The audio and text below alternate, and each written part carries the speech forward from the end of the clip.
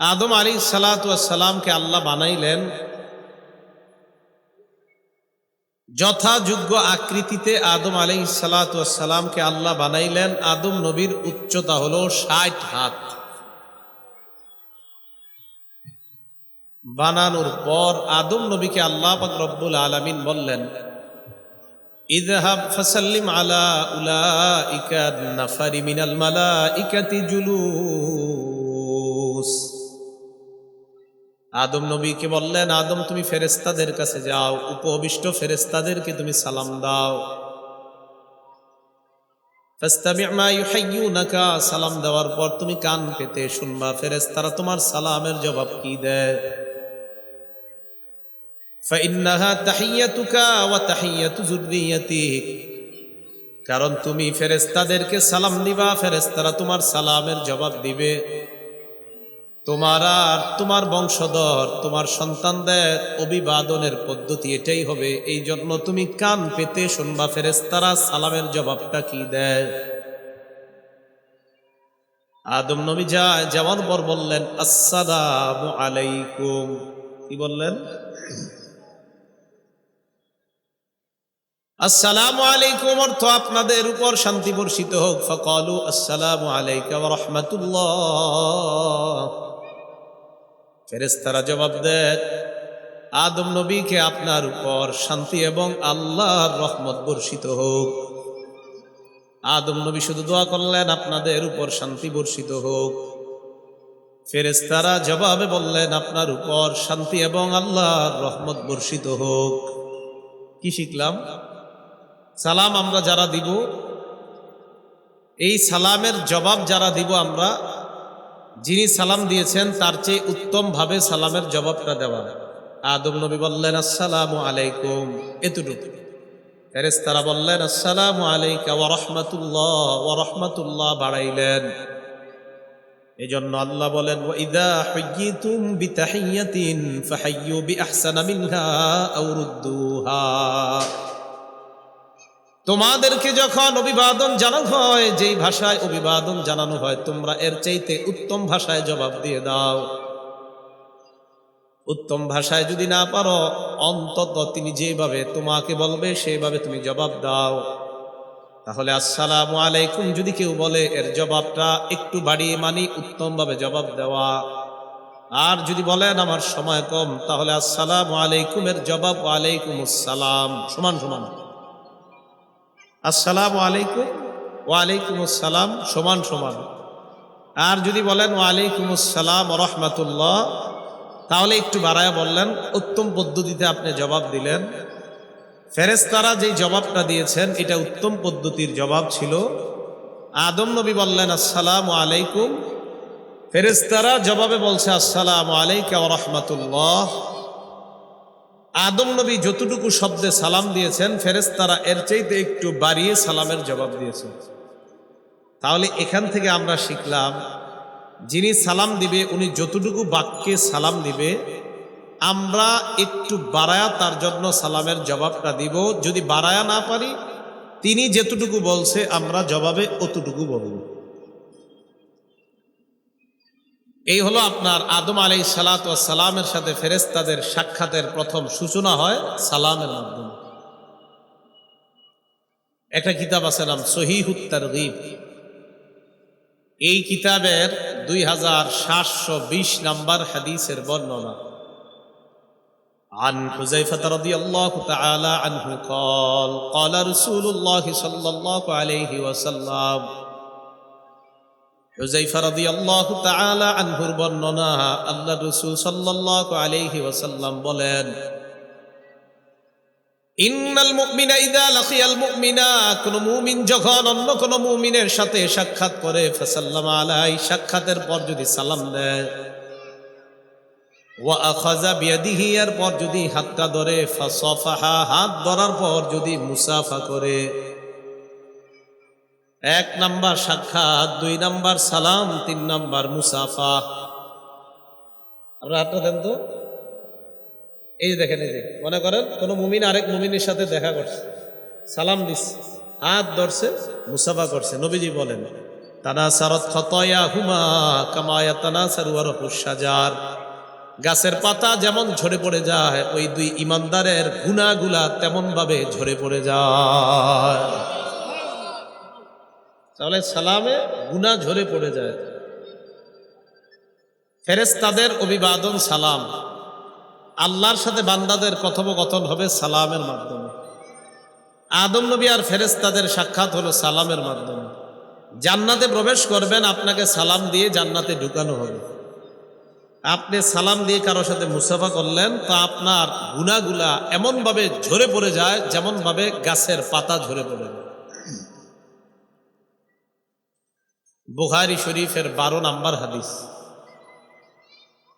এক ব্যক্তি রাসূল সাল্লাল্লাহু আলাইহি সাল্লামের কাছে আসলেন। আন্না রাজুলান সাআলান নবিয়্যা সাল্লাল্লাহু আলাইহি ওয়াসাল্লাম, এক ব্যক্তি আল্লাহ রাসূলের কাছে আসলেন। আসার পর আল্লাহ রাসূলকে প্রশ্ন করলেন, আইয়ুল ইসলামি খায়রুন ইয়া রাসূলুল্লাহ, ইসলামের কোন রীতিনীতি সবচাইতে উত্তম আপনার কাছে জানতে চাই। ইসলামের কোন আদব উত্তম, ইসলামের কোন শিষ্টাচার উত্তম, ইসলামের কোন বৈশিষ্ট্যটা সবচাইতে বেশি উত্তম আপনার কাছে জানতে চাই।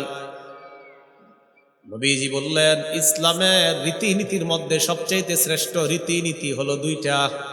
কয়টা? মানে আরো আছে, হাদিসে বলছে দুইটা। এক নাম্বার তুতইমুত তাআম, অন্যকে খাবার খাওয়ানো, অন্যকে খাবার খাওয়ানো। দুই নাম্বার তাকরাউস সালাম আলা মান আরাফতা ওয়া মান লাম তারিফ, তুমি যাকে চিনো আর যাকে চিনো না তাকে সালাম দাও। নবীজি বললেন, অন্যকে খাবার খাওয়ানো, অন্যকে সালাম দেওয়া আমি নবী ইসলামের শ্রেষ্ঠ রীতিনীতির অন্তর্ভুক্ত করে দিলাম। একটা হলো অন্যকে খাবার খাওয়ানো, আরেকটা হলো পরিচিত অপরিচিত তাদেরকে সালাম দেওয়া। আল্লাহ আমাদের সকলকে এই দুইটা গুণ যেন আমরা অর্জন করতে পারি, আল্লাহ তৌফিক দান করেন। নবীজি হিজরত করে মক্কা থেকে মদিনায় আসলেন। তিরমিজি শরীফের 2485 নম্বর হাদিসের বর্ণনা। হাদিসের বর্ণনাকারী সাহাবীর নাম আব্দুল্লাহ ইবনে সালাম রাদিয়াল্লাহু তাআলা আনহু। তিনি বলেন, লাম্মা কাদিমা রাসূলুল্লাহ সাল্লাল্লাহু আলাইহি ওয়াসাল্লাম আল মাদিনা, আল্লাহ রাসূল সাল্লাল্লাহু আলাইহি ওয়াসাল্লাম যখন মদিনায় আগমন করলেন, ইনজাফালান নাসু ইলাইহি, মানুষ তার কাছে ভিড় করতে লাগলো। জনগণ, মুসলমান অমুসলমান সবাই তাকে দলে দলে দেখতে যায়। অমুসলমান রাস্তা দিয়ে সবাই যায় আর বলা বলি করে, কদিমা রাসূলুল্লাহ, কদিমা রাসূলুল্লাহ, কদিমা রাসূলুল্লাহ, 3 বার। আল্লাহ রসুল এসেছেন, আল্লাহ রসুল এসেছেন, আল্লাহ রসুল এসেছেন সাল্লাল্লাহু আলাইহি ওয়াসাল্লাম। রাস্তা দিয়ে মানুষ যায় আর বলে যে আল্লাহ রসুল আসছে, আল্লাহ রসুল আসছে, আল্লাহ রসুল আসছেন মদিনায়। এগুলা বলতে বলতে সবাই যাইতেছে। আব্দুল্লাহ ইবনে সালাম বলেন, ফাজিতু ফিন্নাস লিআনজুরা ইলাইহি, আমিও আল্লাহ রসুলের সাথে দেখতে গেলাম, মানুষের মাঝে দেখতে গেলাম, আল্লাহ রসুলকে দেখতে গেলাম। একটু বুঝেন, আব্দুল্লাহ ইবনে সালাম তিনি তখনও মুসলমান হননি, তিনিও তখনও মুসলমান হননি। আব্দুল্লাহ ইবনে সালাম বলেন, জিতু ফিন্নাস লিআনজুরা ইলাইহি, মানুষ আল্লাহ রসুলকে দেখতে যায়, আমিও মানুষের মাঝে আল্লাহ নবীকে দেখতে গেলাম। যাওয়ার পর সব মানুষের মাঝে আমিও দাঁড়াইলাম আল্লাহ রসুলকে দেখার জন্য। আব্দুল্লাহ ইবনে সালাম বলেন, ফালাম্মাস্তাবানতু ওয়াজহা রাসূলিল্লাহ সাল্লাল্লাহু আলাইহি ওয়াসাল্লাম, আমি যখন আল্লাহ নবীর চেহারা মুবারক দেখলাম, আরফতু আন্না ওয়াজহাহু লাইসা বিওয়াজহি কাযযাব, আমি দেখেই বুঝতে পারলাম এই চেহারা কোনো মিথ্যাবাদীর চেহারা হতে পারে না। উনি কিন্তু তখনও মুসলমান হননি।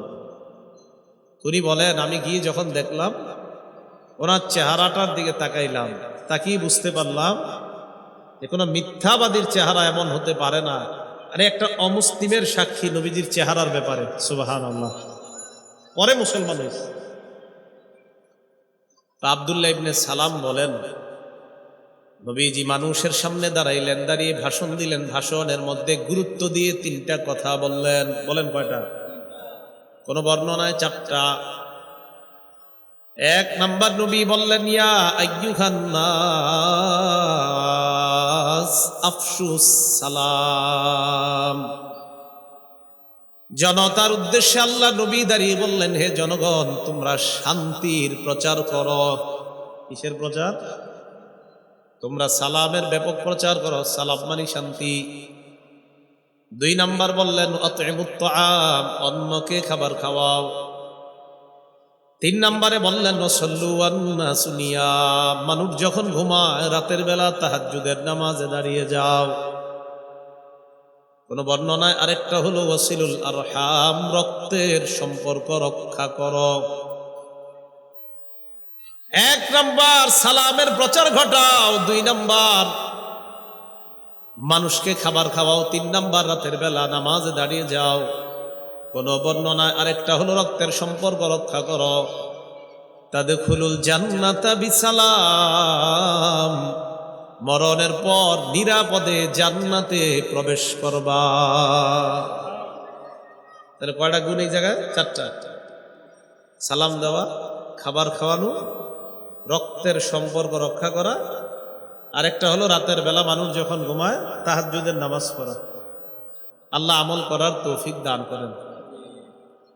মুসলিম শরীফের 54 নম্বর হাদিসের বর্ণনা।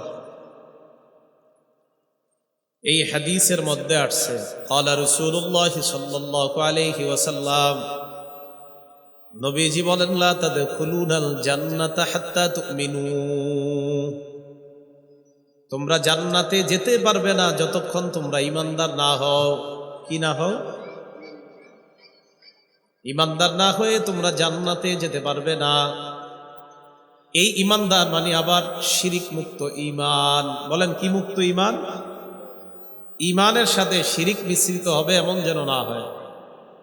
সূরা আনআমের 82 নম্বর আয়াতে আল্লাহ বলেন, আল্লাযীনা আমানু ওয়া লাম ইয়ালবিসু ঈমানাহুম বিযুলমিন উলাইকা লাহুমুল আমন। আল্লাহ বলে, যারা ঈমান এনেছে এবং ঈমানের সাথে শিরিক মিশ্রিত করে নাই, উলাইকা লাহুমুল আমনু ওয়া হুম মুহতাদুন, তাদের জন্য নিরাপত্তা, তারাই হেদায়েত প্রাপ্ত বলে কোরআনের মধ্যে ঘোষণা করলাম। যারা ঈমান এনেছে, ঈমানের সাথে শিরিক মিশ্রিত করে নাই, তাদের জন্য আল্লাহ নিরাপত্তা ঘোষণা করলেন, আর তাদেরকে বললেন আল্লাহ হেদায়েত প্রাপ্ত। আমাদের নাম মুসলমান, আমাদের মুসলমান নাম দাঁড়ি অনেক মুসলমান। যদি বুঝেন, এখন বললে বলবেন এরকম কি কেউ করে? যদি কোনো মুসলমান কোনো মানুষের পায়ে সেজদা করে, কি বললাম? যদি কোনো মুসলমান কোনো মানুষকে সেজদা করে অথবা মানুষের কবরকে সেজদা করে, এটা কি শিরিক কিনা? শিরিক। এখন অনেকে বলবে এরকম কে করছে? আরে আপনার লাগলো কেন এই কথা? আপনি কি করছেন এরকম? যদি বলেন না করি না, তো আপনার এই প্রশ্ন করার দরকার কি? এই কথা তাদের গায়ে লাগে যারা জানে যে আমার পীর রে মানুষ সেজদা করে। এটা অনেকে জানে। তো কোনো মানুষকে যদি কেউ সেজদা করে, মানুষের কবরকে যদি কেউ সেজদা করে, তাহলে এটা খাঁটি ঈমান হলো না। সূরা আনআমের 82 নম্বর আয়াতে আল্লাহ বলেন, আল্লাযীনা আমানু ওয়া লাম ইয়ালবিসু ঈমানাহুম বিযুলমিন উলাইকা লাহুমুল আমনু ওয়া হুম মুহতাদুন। যারা ঈমান এনেছে, ঈমানের সাথে সামান্য শিরিক মিশ্রিত করে নাই, তাদের জন্য নিরাপত্তা, তারাই হেদায়েত প্রাপ্ত। ইবনে মাজাহ কিতাবের নাম, 1853 নম্বর হাদিসের বর্ণনা। লাম্মা কদিমা মুআজ ইবনে জাবাল রাদিয়াল্লাহু তাআলা আন মিনাশ শাম, নবীজির সাহাবী মুআজ রাদিয়াল্লাহু তাআলা আন শাম দেশ থেকে আসলেন। আসার পর সাজাদা লিন নবী সাল্লাল্লাহু আলাইহি ওয়াসাল্লাম, আল্লাহর নবীকে সিজদা করে দিয়েছে। নাউজুবিল্লাহ। নবীজির একজন সাহাবী নবীজির সিজদা করেছে, নাম মুআজ। কি নাম? এই কথাটা সারা জীবন মনে রাখবেন। মুআজ রাদিয়াল্লাহু তাআলা আন আসলেন, আসার পর নবীজিরে সেজদা দিয়ে দিয়েছেন। আমাদের দেশে অনেক জায়গায় দেখা যায়, আপনারা ভিডিওতে দেখবেন, অনেকে সেজদা করলে এরকম করে, যারে সেজদা করে উনি এমন করে, ভালো মানে উনি খুশি হয়, এটা ভালো। নারীরাও সেজদা করে, পুরুষরাও করে, আর হযরত এমন করে, না ঠিক আছে। নবীজিকে সেজদা করার পর নবীজি বললেন, মা হাযা ইয়া মুআজ, মুআজ এটা তুমি কি করলা? মুআজ এই কাজটা তুমি কি কাজ করলা? এটা কি করলা তুমি? মুআজ ইবনে জাবাল জবাব দেয়, আতাইতু শাম, আমি শাম দেশে গেলাম। শাম দেশে যাওয়ার পর ওয়াফাকতুহুম ইয়াসজুদুনা লিআসাতিফাতিহিম ওয়া বাতারিকাতিহিম, আমি শাম দেশে গেলাম, যাওয়ার পর দেখলাম তারা তাদের ধর্মীয় নেতা আর রাজনৈতিক নেতাদেরকে সিজদা দেয়। ফাওয়াদিতু ফি নাফসি আন নাফআলা বিকাযাকা ইয়া রাসূলুল্লাহ, আমি মনে মনে নিয়ত করলাম, মানুষ যদি মানুষকে সিজদা দিতে পারে তাহলে আপনাকে কেন সিজদা দিব না? তাই আমি শাম দেশ থেকে এসে আপনার পায়ে সিজদা দিয়ে দিলাম, আপনার সামনে সিজদা দিলাম। নবীজি ডাইরেক্ট বলে দিলেন, মুআজ ফালা তাফআলু, কশিন কালেও এমনটা করবা না। আল্লাহর পরে যিনি শ্রেষ্ঠ, আমাদের নবী এই জগতেও শ্রেষ্ঠ, পরের জগতেও যিনি শ্রেষ্ঠ, তিনি বললেন আমাকে কখনো সিজদা করবা না। অতএব অন্য কোন মানুষ, অন্য কোন পীর, অন্য কোন ফকির, অন্য কোন মুহাদ্দিস, শাইখুল হাদিস, আল্লামা, তাদেরকেও সিজদা দেওয়া হারাম, তাদেরকে সিজদা দেওয়া শিরিক। নবীজিরে সিজদা দেওয়ার পর নবীজি কি মাথা থাপড় দিছে না বলছে এটা কখনো করবা না? মানুষ এই ওয়াজ শোনার পরেও মানুষ চিন্তা করেন না, আপনি কইলেও নাকি আমি পীরে সিজদা দেই তো দিমুই, এমন আল্লাহ জানে কি গোবর ঢুকায় দেয় মাথায়, বাস না এটাই সেইটার উপরে অটল। আল্লাহ হেফাজত করেন। আবু দাউদ শরীফ 2140 নম্বর হাদিসের বর্ণনা। এই হাদিসের মধ্যে আসছে, আন কাইস ইবনে সাদ রাদিয়াল্লাহু তাআলা আনহু قال,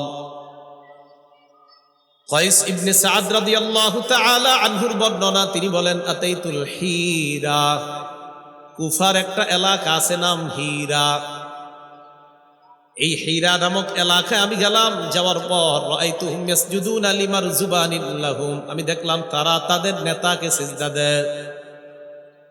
ফাকুলতু ওয়া রাসূলুল্লাহি আহাক্কু আন ইউসজাদা লা, মনে মনে বললাম মানুষ যদি সিজদা পাওয়ার যোগ্য হয় তাহলে আল্লাহ রাসূল সিজদা পাওয়ার সবচেয়ে বেশি যোগ্য। সত্যি কথা, মানুষ যদি সিজদা পাওয়ার যোগ্য হয় তাহলে রাসূল সাল্লাল্লাহু আলাইহি সাল্লাম সিজদা পাওয়ার সবচেয়ে বেশি যোগ্য। তো এই কথা বলার পর উনি কি করলেন? উনি বলেন, ফাতাইতুন নাবিয়্যা সাল্লাল্লাহু আলাইহি ওয়াসাল্লাম, আমি হীরা প্রদেশ থেকে আল্লাহ রাসূলের কাছে আসলাম। আসার পর আল্লাহ রাসূলকে বললাম, ইয়া রাসূলুল্লাহ আতাইতুল হীরা, আমি কুফার হীরা নগরীতে গেলাম, মানুষকে দেখলাম তারা নেতাকে সিজদা দেয়। ফাআনতা ইয়া রাসূলুল্লাহ আহাক্কু আন নাসজুদা লাকা, ইয়া রাসূলুল্লাহ আপনি তো সিজদা পাওয়ার বেশি যোগ্য, তাই আমি আপনাকে সিজদা দিতে চাই। নাউজুবিল্লাহ। নবীজি কি বলেন দেখেন, বলেন আমার সাথে, কবর বলেন, কবর মানুষ, কবর মানুষ। মানুষ মারা গেলে কোথায় রাখা হয়? এবার শুনেন, কাইস ইবনে সাদ বললেন, হুজুর আমি আপনারে সিজদা দিব, যেহেতু মানুষে মানুষ সিজদা দেয় তা আপনি তো সিজদা পাওয়ার বেশি যোগ্য। এটা তো সঠিক কথা, মানুষ যদি সিজদা পাওয়ার যোগ্য হয় তাহলে সবচেয়ে বেশি যোগ্য হবে কে? রাসূল সাল্লাল্লাহু আলাইহি সাল্লাম। তো রাসূল সাল্লাল্লাহু আলাইহি সাল্লাম বললেন, কারাআইতা লাউ মারারতা বিকবরি আকুনতা তাসজুদু লা। কাইস ইবনে সাদকে বললেন, কাইস তুমি যদি আমার কবরের পাশ দিয়ে যাও, আমার কবর কি তুমি সিজদা করতা? আমার কবরের সামনে দিয়ে যদি তুমি যাইতে, আমার কবর কি তুমি সিজদা করতা? বলেন তো আল্লাহ রাসূল তখন কি কবরে না দুনিয়াতে? নবীজি তার সাহাবীকে বললেন, কাইস, তুমি যদি আমার কবরের পাশ দিয়ে যাইতে, আমার কবর কি তুমি সিজদা করতা? কাইস ইবনে সাদ জবাব দেয়, লা ইয়া রাসূলুল্লাহ, হুজুর আপনার কবরকে আমি সিজদা করতাম না। আল্লাহ রাসূল বললেন, শোনো, আমার কবরকে সিজদা দেওয়া হারাম, আমার কবরকে সিজদা দেওয়া শিরিক। ঠিক তেমনি ভাবে আমাকে সিজদা দেওয়া হারাম, আমাকে সিজদা দেওয়া শিরিক। তাহলে আল্লাহর পরে যিনি শ্রেষ্ঠ তাকে সিজদা দেওয়া শিরিক, তাকে সিজদা দেওয়া হারাম। শ্রেষ্ঠ মানুষের শ্রেষ্ঠ কবরটাও সিজদা দেওয়া শিরিক, সিজদা দেওয়া হারাম। অতএব কোন পীর অথবা পীরের মাজারে সিজদা দেওয়া হারাম। এটা বুঝা ঠিক না বুঝা? তাহলে রাসূল সাল্লাল্লাহু আলাইহি সাল্লামের হাদিস থেকে স্পষ্ট, কবরকেও সিজদা দেওয়া শিরিক, মানুষকে সিজদা দেওয়া শিরিক। আল্লাহর পরে যিনি শ্রেষ্ঠ তাকে সিজদা দেওয়া শিরিক, আর শ্রেষ্ঠ কবরটা ওটাকেও সিজদা দেওয়া শিরিক। তাহলে দুনিয়ার অন্য কোনো মানুষ বা অন্য কোনো কবর মাজারকে সিজদা দেওয়া। তো আল্লাহ পাক রব্বুল আলামিন বলেন, আল্লাযীনা আমানু ওয়া লাম ইয়ালবিসু ঈমানাহুম বিজুলমিন, যারা ঈমান এনেছে এবং যারা ঈমানের সাথে শিরিককে সংমিশ্রণ করে নাই, উলাইকা লাহুমুল আমনু ওয়া হুম মুহতাদুন, আল্লাহ বলেন তাদের জন্য নিরাপত্তা, ওয়া হুম মুহতাদুন, তারাই হেদায়েত প্রাপ্ত। তো যারা শিরিক করে নাই, ঈমানের সাথে শিরিককে মিশ্রিত করে নাই, তাদের জন্য নিরাপত্তা, তারাই হেদায়েত প্রাপ্ত। বিসমিল্লাহ। মুসলিম শরীফের হাদিস শোনাইতেছিলাম আপনাদেরকে, 54 নম্বর হাদিস। এই হাদিসে নবী বললেন, লা তাদখুলুনাল জান্নাতা হাত্তা তুমিনু, তোমরা ততক্ষণ জান্নাতে যেতে পারবে না যতক্ষণ তোমরা পরিপূর্ণ ঈমানদার না হও। এরপর নবী বলেন, ওয়ালা তুমিনু হাত্তা তাহাব্বু, ততক্ষণ তোমরা ঈমানদার হতে পারবে না যতক্ষণ পরস্পরকে মোহাব্বত না করো। নবীজি বলেন, আওয়ালা আদুল্লুকুম আলা শাইইন ইযা ফাআলতুমুহু তাহাব্বাবতুম, তোমাদেরকে কি এমন একটা আমল বলবো না যে আমলটা করলে তোমাদের মাঝে মোহাব্বত বৃদ্ধি পাবে? নবীজি বললেন, জান্নাতে যেতে পারবে না যদি ঈমানদার না হও, ঈমানদার হতে পারবে না যদি ভালো না বাসো। ভালোবাসা, ঈমান, জান্নাত। নবী বললেন, আপোষের মধ্যে যদি তোমরা মোহাব্বত বাড়াইতে চাও, আফসুস সালামা বাইনাকুম, পরস্পরের মধ্যে সালামের প্রচার ঘটাও। কি বুঝলাম? সালাম দিবেন, মোহাব্বত বাড়বে, মোহাব্বত বাড়লে ঈমানদার হতে পারবেন, আর ঈমানদার যদি হয়ে যান তাহলে নিরাপদে জান্নাতে প্রবেশ করবেন। তাহলে এই হাদিস থেকেও জানলাম সালামের মাধ্যমে মোহাব্বত বাড়ে, মোহাব্বতে ঈমান বাড়ে। কিন্তু প্রথমে কি? সালাম। সালামে মোহাব্বত, মোহাব্বতে ঈমান, ঈমানে জান্নাত। তিরমিজি শরীফের 2698 নম্বর হাদিস। এই হাদিসের মধ্যে আসছে, আপনারা মাহফিল শেষ করে যারা বাসায় যাবেন, অথবা আপনারা বাহির থেকে আইসা যখন বাসায় যান, তখন আপনাদের কি করণীয়? বাসায় ঢুকতেই সালাম দেওয়া। আনাস রাদিয়াল্লাহু তাআলা আনহুর বর্ণনা, তিনি বলেন, ক্বালা লি রাসূলুল্লাহ সাল্লাল্লাহু আলাইহি ওয়াসাল্লাম, নবীজি আমাকে বলেছেন, ইয়া বুনাইয়া ইযা দাখালতা আলা আহলিকা ফাসাল্লিম আলাইহি, বৎস, তুমি যখন ঘরে প্রবেশ করো তখন তুমি তোমার পরিবারকে সালাম দিবা। ইয়াকুন বারাকাতান আলাইকা ওয়া আলা আহলি, এই সালাম তোমার আর তোমার পুরা পরিবারের জন্য বরকতের কারণ হয়ে যাবে।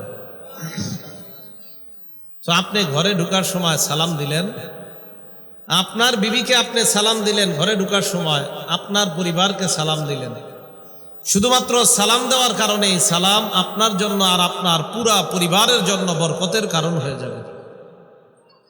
এখন আমরা শরম পাই যে হুজুর, স্ত্রীকে আবার কিভাবে সালাম দেয় মানুষ, মারে আবার কিভাবে মানুষ সালাম দেয়, বাপেরে আবার কিভাবে মানুষ সালাম দেয়, মানুষ শরম পায়। সালাম মানে শান্তি। কেউ যদি বলে হুজুর আমার আব্বারে আমি সালাম দিতে লজ্জা পাই, তার মানে সে তার বাপের জন্য শান্তির দোয়া করতে লজ্জা পায়। কেউ যদি বলে হুজুর আমার আম্মারে আমি সালাম দিতে লজ্জা পাই, তার মানে এই ছেলে তার মায়ের শান্তি চায় না। সালাম মানে কি? তো মারে সালাম দিতে লজ্জা পাওয়া মানে সে তার আম্মার শান্তি হোক এতে সে লজ্জা পায়। কোন ছেলে যদি বলে আমি আমার বিবিরে সালাম দিতে লজ্জা পাই, তার মানে সে তার বিবি অশান্তিতে থাকে না চায়, শান্তিতে থাকে না চায় না। তো মারে সালাম দিতে লজ্জা পায়, বিবিরে সালাম দিতে লজ্জা পায়, আব্বারে সালাম দিতে লজ্জা পায়, আরেক নারীরে খুব সুন্দরভাবে সালাম দিতে মজা পায়। সামাজিক অবস্থা। বিবিরে সালাম দিবে, শান্তির দোয়া করবে, সমস্যা নাই। আর যদি মোবাইলে অপরিচিত কারো ফোন আসে, হজরতের চাইতে এত সুন্দর সালাম আর দুনিয়াতে আপনি শুনলেন না। তো যেখানে সালাম দরকার এখানে দেয় না। গজবের জায়গায় কয় সালাম, মানে দোয়া করে যে গজব তো সালাম সালাম সালাম, শান্তি শান্তি শান্তি। বলেন আম্মাকে সালাম দেওয়া মানে কিসের দোয়া করা? শান্তির। বাবাকে সালাম দেওয়া কিসের দোয়া? বিবিকে সালাম দেওয়া কিসের দোয়া? আপনি ঘরে ঢুকার সময় সালাম দিলেন, আপনার আর আপনার পরিবারের জন্য এই সালাম বরকতের কারণ হয়ে যায়। তাহলে ঘরে ঢুকা সালাম দিবেন কারা কারা? দিবেন তো? যদিও হাত তুলছেন, কিন্তু আমি জানি এটা অনেকে লজ্জা পায়। মানে এই যে চিঠি দেয় তো যে লেখে মসজিদে, হুজুর ঘরে সালাম দিতে লজ্জা পায়, এটাও লেখে। আল্লাহ আমাদেরকে হেফাজত করেন।